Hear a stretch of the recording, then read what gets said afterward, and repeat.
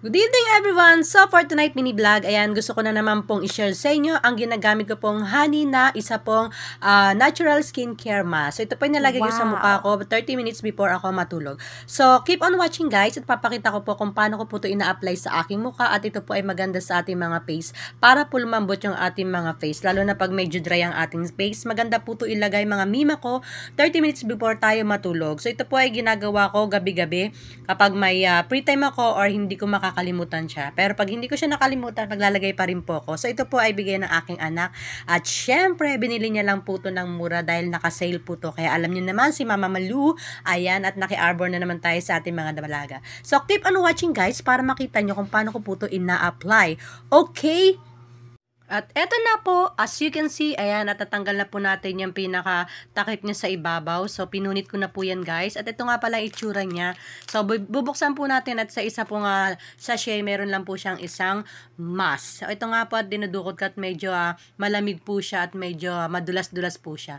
So, ito na nga po at kinukuha na natin ng dahan-dahan ng ating honey natural skincare na mask. So, as you can see, ito at binaba ko muna yung pinaka-plastic niya at ito at dahan-dahan ko na pong inaalis doon sa pinakadikit yung ating mask at ilalagay na po natin to sa ating face. So, keep on watching guys at eto na nga po at dahan-dahan ko na siyang binubuksan. Ayan, medyo malamig siya. Ayan, at medyo malagkit ng konti kasi nga may honey effects to. And then, as you can see, ito may butas siya para sa ating mga mata at syempre sa ating ilong. Syempre, pag nilagay natin yung walang butas, di hindi tayo makakahinga, di ba? So, ayan lang po. At pinapatawa ko lang kay mga mima ko. At eto na nga po, at kahit natapos na po yung Halloween, eto magmamas pa rin tayo para makita nyo. And 1, 2, 3, go! Eto na nga po at ang lamig at ang bango niya. Amoy honey talaga siya mga mima ko. So ayan, so ayos lang po natin. Yung mga butas dapat ilagay sa mga mata, ilong at saka bibig. Ayan, at ilalapat po natin yan sa buong face natin na make sure na maayos ang pagkakalapat natin.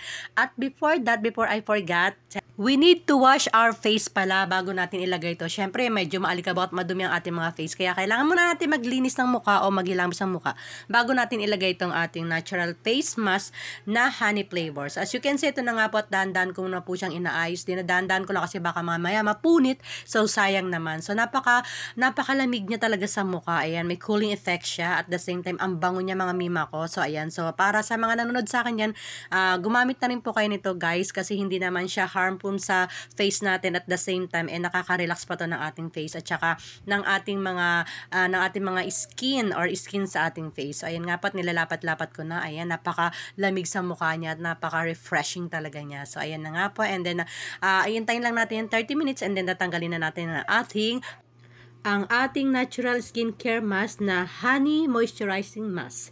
So, ayan nga po yung pinaka-plastic niya. At ayan, antay natin 30 minutes and then papakita natin kung ano po magiging resulta ng ating paglalagay nito ng ating natural skincare mask. So, keep on watching guys at huwag kayong aalis ha. Okay?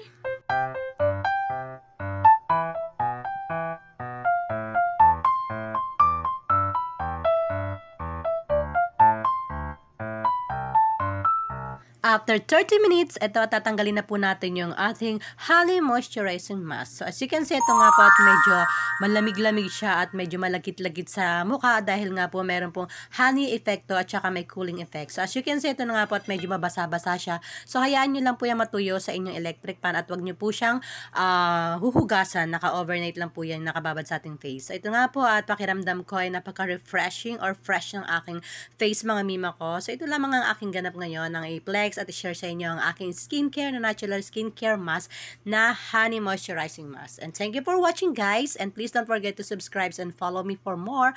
Bye bye, good evening.